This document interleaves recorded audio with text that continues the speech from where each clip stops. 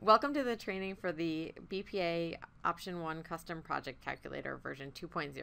This new calculator replaces the Option 1 calculator versions 1.0 through 1.4, and it implements the new rules and procedures included in the April 1st, 2014 EE Implementation Manual.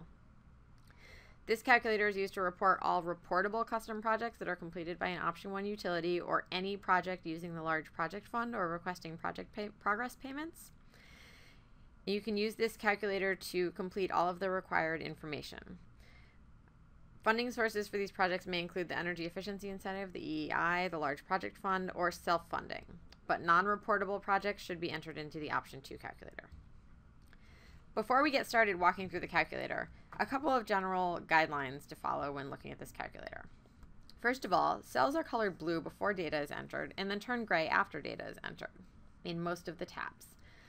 Look to the right of a field in the input tabs to see whether there's a required or optional. This will tell you whether the cell must be completed for submission. There is some error checking done within each input sheet, and you may see error messages throughout. However, additional error checking can be found at the bottom of the project summary. In the new calculator with the new project rules, there is now an option of whether or not a project completes a custom project proposal.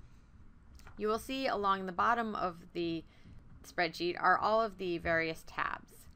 If you are submitting a custom project proposal for approval, enter all of the required fields in Project Information tab, Proposal tab, and in the Measure Input tab, enter the fields that are required at the proposal stage. We'll look at those when we get to the Measure Input tab. If you are then submitting a completion report for a project with a pre-approved proposal, use the same sheet that was approved at the proposal stage. First, start off by updating the Measure Input tab with actual data after project completion, and then complete the Completion Report tab. Many fields in that tab are calculated and will pull directly from the proposal. You can find a summary of all the project information on the Project Summary tab. Finally, if you're submitting a completion report for a project that did not have a pre-approved proposal, start with the Project Information tab, and then jump directly to the Measure Input tab, where you'll complete the Completion Report fields, and finally complete the Completion Report tab. Again, Project Summary data is available on the Project Summary. So let's dive into looking at the spreadsheet itself.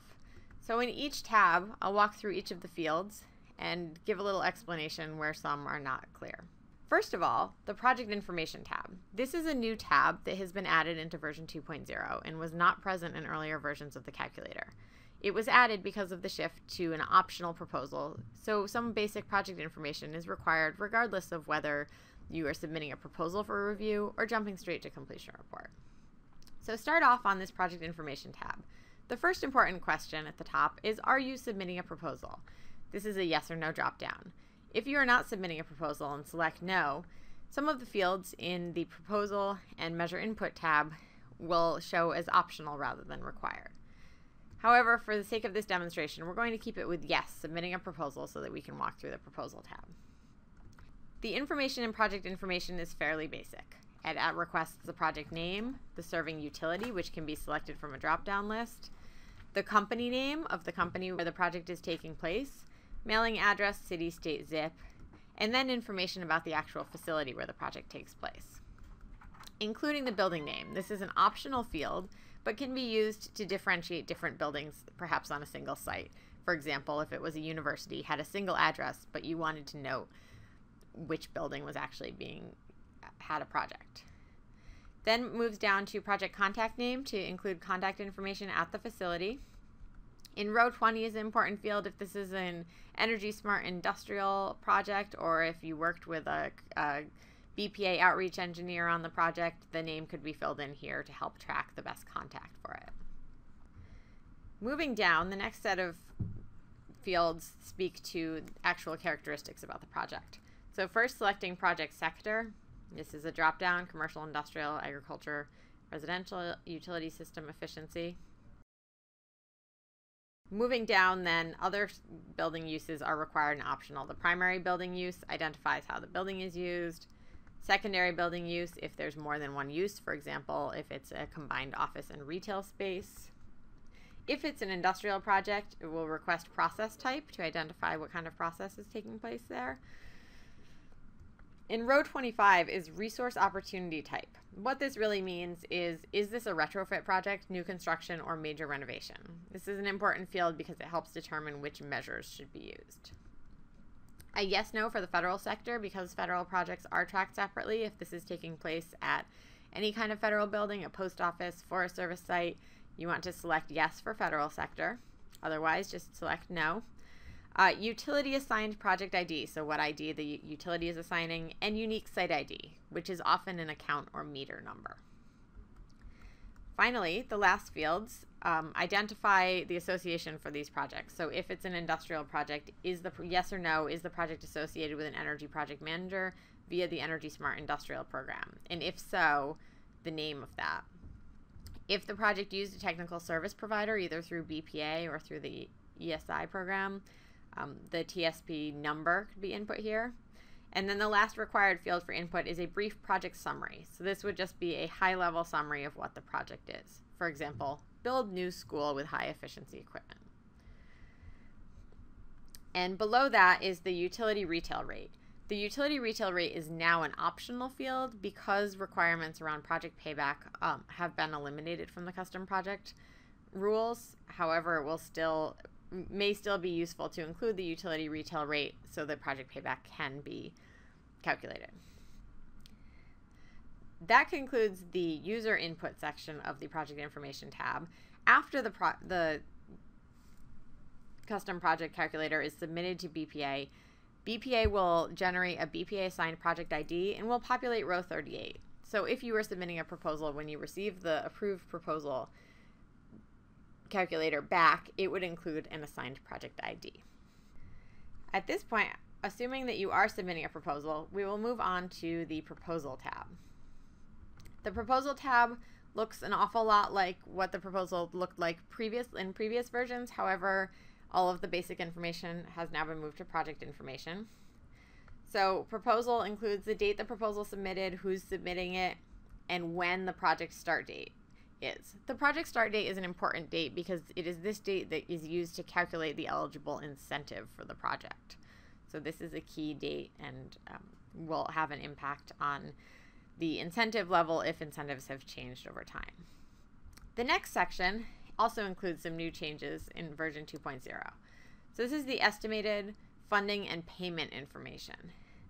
In this section, you will be stating how much you prefer to request in EEI or in large project fund versus how much is not requested from BPA.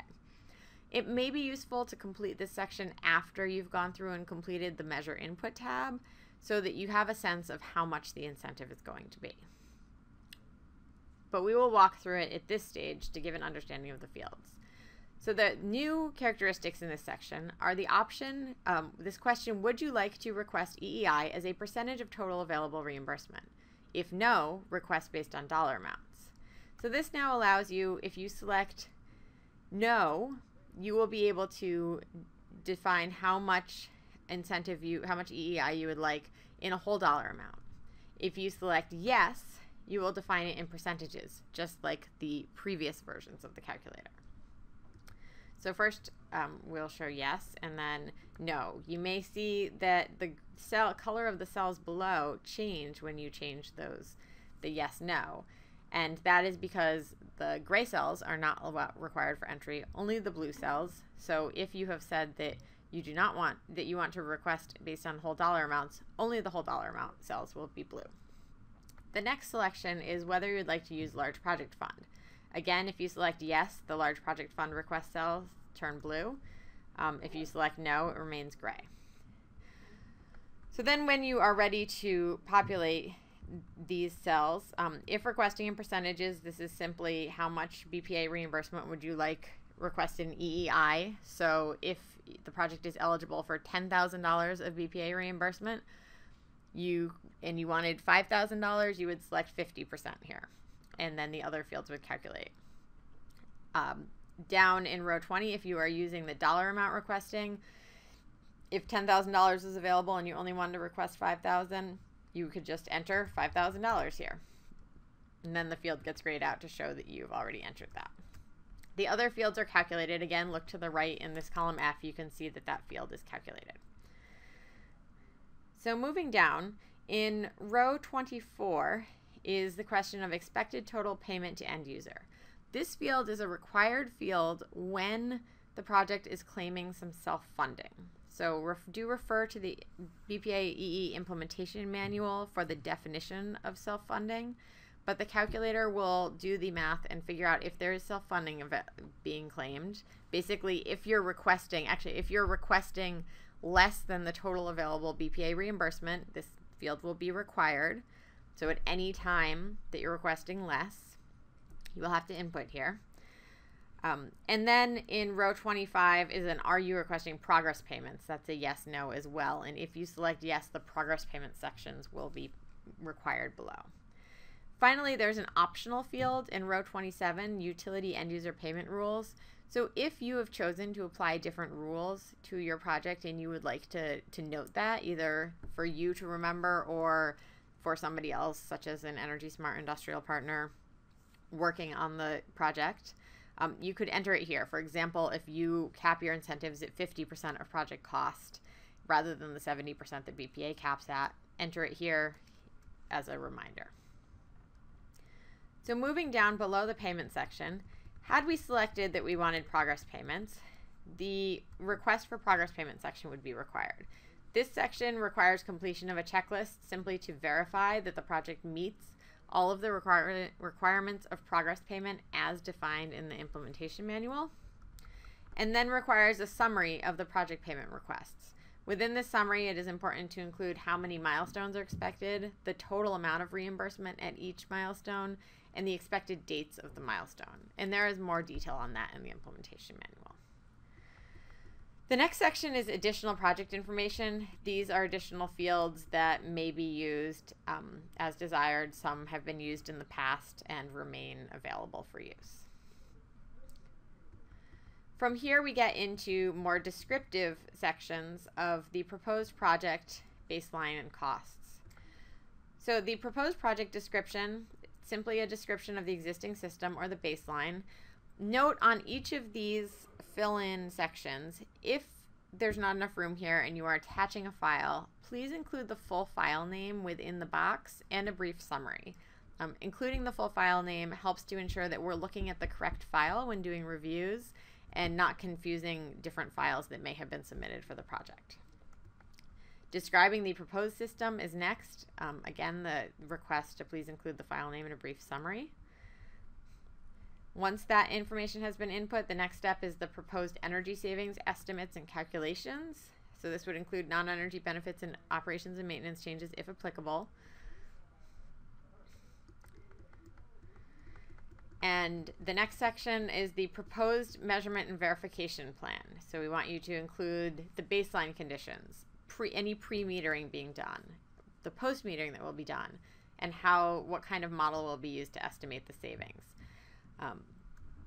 Again, if you're including a file name, please include it here. Probably many of these will include a separate file. And then there is one new field or a different field down here. Select M&V protocol utilized. And there is a drop down with a list of the BPA M&V protocols. Over to the left is a link. If you need to check the M&V protocols, you can verify those in the implementation manual in the custom project section. But this is a new required field to help track exactly which M&V protocol is being utilized. And then the estimated M&V completion date. Finally, the estimated project costs can be described in this field.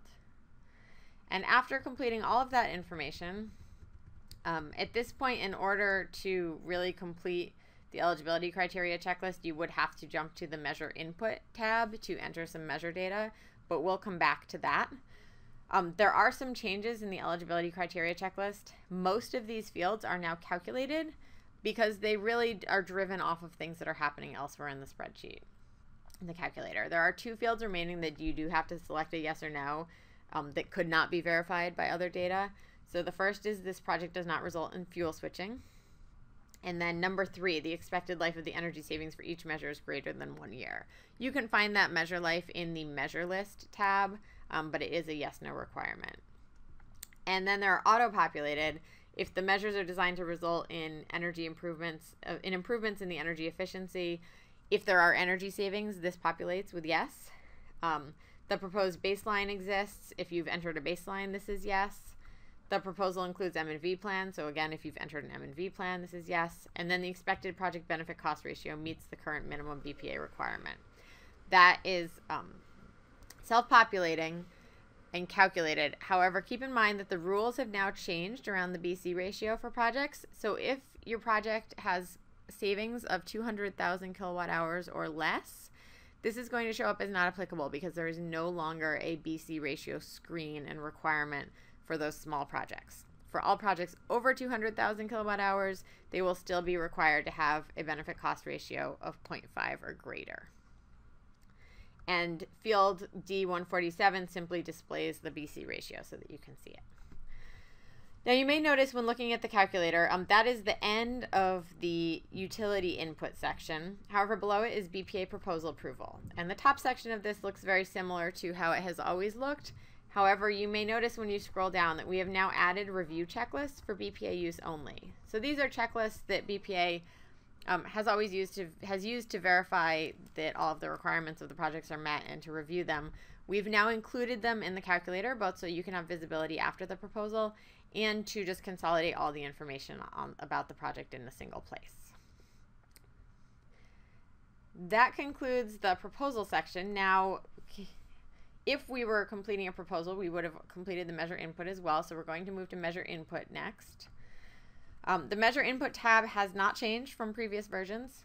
So you want to look up at the top in row 4 and row 5 to determine whether input of a field is required or optional at the proposal and at the completion report stage. So in the measure input tab, you'll see in rows 4 and 5 descriptions of whether data is required or optional at the proposal and at the completion report stage. The white sections, these cells B through K, are where you will input data. A really important first one is the measure refno. So you have to find a measure reference number for each of the measures. How this is done is by going all the way to the right to the measure list. And much like the deemed measure list, you want to filter to find your measure. So I'm going to find a commercial ductless heat pump measure. First thing is resource opportunity type. This, as you may recall from the project information tab, dictates whether it's lost opportunity or retrofit. So the L is new construction or major renovation, and the R is retrofit. So we'll do a retrofit measure. You can filter on sector. In this case, I'm going to select commercial.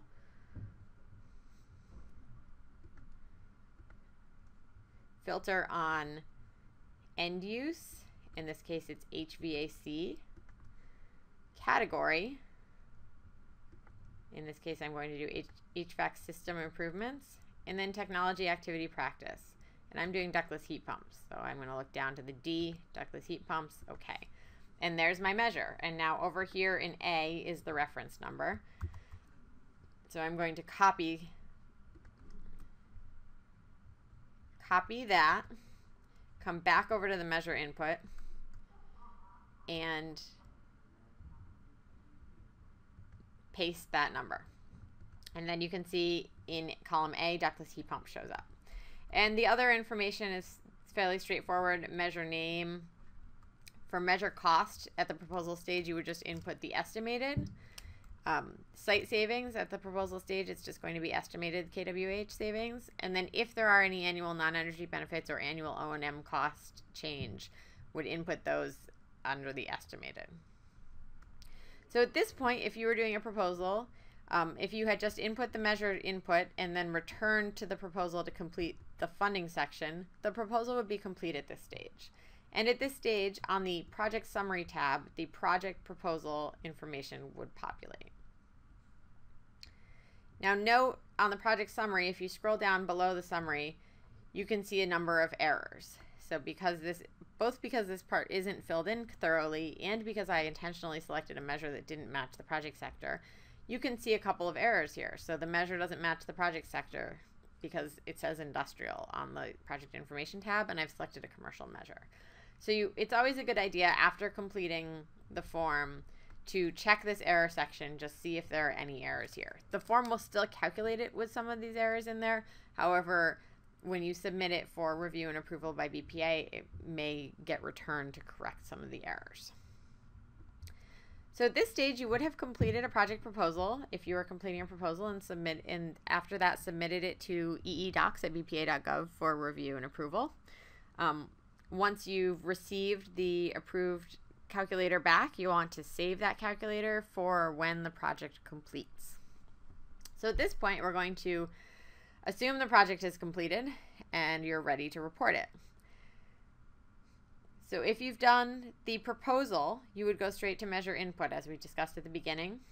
If you had not done a proposal and you were just completing the project, the only difference would be to go straight to project information, select no that you were not submitting a proposal, and proceed to populate the data. For this walkthrough, we're going to just jump to measure input. At this point, the required fields on the measure input at completion report are actual completion report measure cost, column E, completion report site savings, column G, and then 2 optional fields if there are non-energy benefits or change in O&M cost, columns I and K. To the right on the measure input tab, if you are interested in looking at all of the measure detail, there are a number of calculations over to the right that demonstrate all of the various calculations for that measure, including actual costs, the present value, the BC ratio, the estimated incentive, and all relevant details. So once you've completed the measure input data on the completed project, you would come to the completion report. The completion report starts with some basic information on dates, including the date submitted, actual project start date. Again, the start date is required because that is a driver of the reimbursement rate. The M&V completion date, who is submitting the completion report, and whether or not the project was approved for large project fund. The BPA assigned project ID is calculated and will populate from the proposal. Now in the completion report, the next section is the funding information. Similar to the proposal, you can now opt to request the EEI as a percentage of total available reimbursement or as whole dollar amounts. Yes indicates that you will use the percentage. No indicates that you would use dollar amounts. Here in row 14, based on the measure input data, the total available reimbursement will populate, so you can determine based on that how much to request. After that, you would populate the blue fields. If in row 8 you said that the project was approved for a large project fund, you would need to populate the large project fund field as well. In this section, it includes a summary here starting in row 26. This is to let you see, regardless of whether you submitted entered dollar amounts or percentages, what your requested amount is. And if you request less than the total available BPA reimbursement, the total payment to end user will be required. And if reimbursements have already been paid through progress payments, that number is required to be entered here as well, so it can be taken out of the total actual reimbursement. And finally, again, like the proposal, there is an optional field to enter utility end user payment rules. The next section of the completion report is entirely calculated. This is the completion report savings allocation. And this just calculates based on the numbers you have input for percentage and dollar amounts of EEI, large project fund, and thus the calculated amount of non-BPA funded savings. Moving down, the installed project description is a description of what actually was installed. So this may be similar to the proposed project description that's found in the proposal. The first box is for the existing system, the baseline. If you've completed a proposal, this will just populate from the proposal. However, as in this case that we're looking at, if there's nothing entered in the proposal, you do have to enter the information. And again, another reminder, if you're attaching a file, please include the full file name and a brief summary. The next section is the installed system. This is required regardless of whether a proposal was submitted. This is a final description of the completed project, including what was installed, any modifications from the proposal if a proposal was submitted, and any other important project details. The next section is the M&V and energy savings calculations. As with the section above, it does ask if an M&V plan was completed in the proposal. So if you did not do a proposal, it would say no, and then would require you to select the M&V protocol utilized, and then describe the M&V plan. If you've done this already in the proposal, again, you do not have to worry about doing it again here. If you've not done it, it must be entered here. If the proposal had an M&V plan, this next section is a request to describe any changes to the M&V plan as was described in the proposal. So if, like often there are some changes, maybe it was a slight project change, maybe something didn't work out exactly as planned. So this is where you would describe the changes and know what happened with the changes and how that changed the savings calculation. The next section is an important one. This is actual project cost verification. So this is a summary of total project cost. Definitely encouraged to submit the details in separate attachments. Usually invoices and such do come in separate attachments. And just please list the file names in this section. Moving down, the next section is a reimbursement payment table. This is just a summary of everything what you've entered. This shows some of the data that's on the project summary tab, but includes it here in the completion report for your review. Shows the savings, site savings and bus bar savings, and what the maximum BPA reimbursement is, how much funding you've requested in EEI, LPF, or not from BPA, as well as the reimbursements already paid through progress payments, and finally, the bottom line, the final requested BPA reimbursement. Below this reimbursement table, because proposals are now optional and completion report may be submitted on its own, the eligibility criteria checklist is now also included in the completion report. Again, most of these are calculated as with the proposal. There are two that have a drop down, yes or no, and that is fuel switching and the expected life of the measure. At this point, if you were completing the completion report, you would be done with the data entry. The sections below, again, are all BPA completion report approval and the full BPA review checklists. So at this point, you could come to the project summary tab, verify all of the information here, particularly verifying down in row 29 the final requested BPA reimbursement, that is the number you want to request. And then below, again in the errors, checking that there are no errors showing.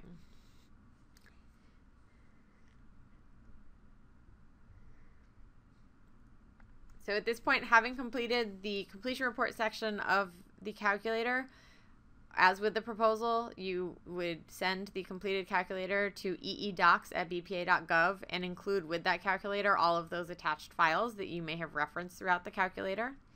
And that will initiate the BPA engineering and COTR review of the project's completion report.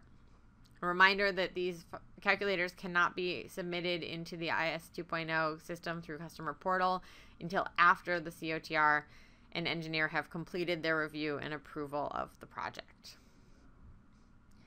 Thank you for listening through the training, and if you have any questions about the calculator, please contact your energy efficiency representative.